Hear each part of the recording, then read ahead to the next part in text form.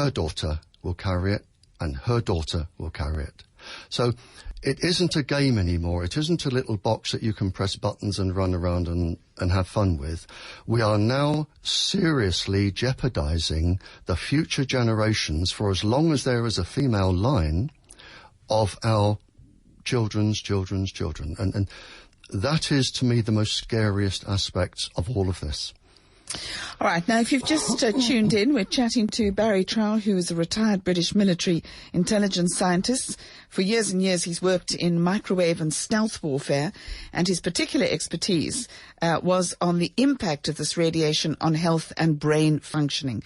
And he is here. We are chatting about microwaves, we are talking about Wi-Fi, we're talking about cell phone masts, we're talking about the damage done to vulnerable groups of people. Everyone, of course, is vulnerable, but there's some groups that are more vulnerable than the others. And kids texting, and you know that they can spend hours and hours and hours texting. Bad news. But give us a call on 883-0702 if you've got any questions, and we'll take them right after this. All right, well, let's go to Lance. And Lance, thank you. You've been holding on for quite some time, and you're chatting to Barrie Trower. And you've got a question. Yeah, I do. Thanks, Jen. Barrie, I've got a question. We work in an office building. We're on the first floor. Above us is it's a concrete ceiling. Then there's another floor, and there's a concrete roof, and then there's a cellular base station on top of that. And I must be honest, I'm not entirely happy about that. And I'd like to, my question is really sort of what are the implications of that? Is that actually quite dangerous, number one?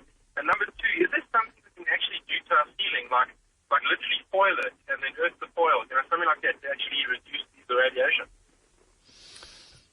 Good afternoon, sir. The first part of your question with the transmitter on the roof, there is research from India, from the professor in India from a university, that shows that people living beneath a transmitter tend to suffer more neurological damage than people who do not have transmitters on their roof. In other words, you will have psychiatric problems. You will also have a reduced immune system.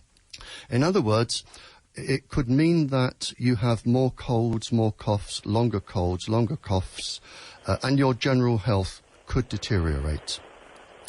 That has been tested experimentally and published. The second part of your question, sir, the second part of your question, sir, is there something you can do to, like bursting a boil, I believe you said. Was that correct, sir? Oh, no. Putting foil, tin foil in our roof. Oh, tin foil. I thought you said bursting a boil. No. Literally like putting tin strips, rolls of tin foil in the roof and then earthing it, something like that. Yes, sir. Okay, this can be done, sir, but not tin foil.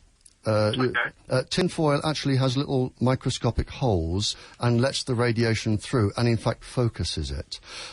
What you could use is aluminium tin, which they use in the building industry, radiator foil, aluminium foil, the thick insulating aluminium foil. That between you and the roof, shiny side to the roof, that will reduce the radiation coming in. Okay. But, Lance, on your behalf, if it reduces the radiation coming in, Barrie, it doesn't eliminate it, does it? So presumably then you are still at risk. Without a doubt, yes, but less of a risk. Okay. Lance? Jen, sorry, I missed the beginning of the show. I just want to ask Barrie, how come you're actually here in the country? Well, listen, Barrie, I don't want to repeat everything, but he's now retired. He's a retired British military intelligence scientist, and for decades he's worked in microwave and stealth warfare, and this is his area of expertise, and he's been invited to South Africa to speak. Oh, okay, cool. So not the soccer. All right, no, not the soccer. A bit early for that. And Joseph, Wi-Fi precautions? Yeah, thank you, Jenny and Barrie. Good afternoon, sir. Good afternoon. I'm aware that a lot of research has been done on this, and there are many reports concerning the harmful effects of this kind of radiation. My concern, number one, before I get to the precaution side, is that it seems like governments are resisting the actual truth on these reports because it would affect revenue that comes into them. But secondly, I'm also aware that there are precautions that certain companies have taken in manufacturing polymers. Certain polymers that can be attached to one's cell phone, to one's laptop, to one's microwave, can be inserted in plug points in order to minimize the harmful effects of the radiation and, in fact, change the frequencies so that the body actually sees them as healthy frequencies as opposed to harmful frequencies. Can you elaborate on that? Could I answer the first? I was concentrating on the second. What was the first question? Sorry. The first question was the government seemed to be deliberately resisting yes, okay. Can I answer, the actual reports. Can I answer that part first, and then we'll come to the Sure. second part? Okay. When I address governments, what they don't realise is that there is an initial boost to the government from the industry, putting up towers and paying rent and anything else that is being paid.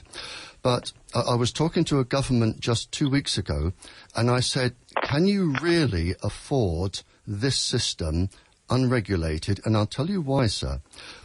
Because most of the money generated from the cell phones, apart from the tax, leaves the country. It's estimated that from the illnesses, the health bill could go up as much as 40% in some countries, and they're not prepared for that. May I just finish, sir?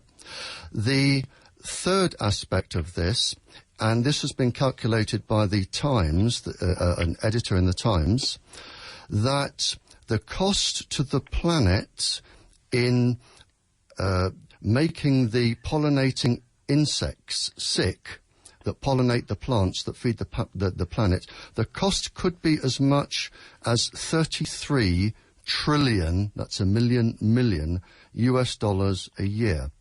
So when it comes to profit, there may be a lovely initial boost for the government, but when I address governments, I say, have your economists actually sat down and worked out the real cost of all of this? And they haven't. That's the first part of your question, sir. The second part was... Well, I think you've answered that in full. Let's move on. Ryan, you've touched on the answer that Barrie has just given about pollinating insects, and your question is about bee colony collapse disorder. Hi there, Ryan.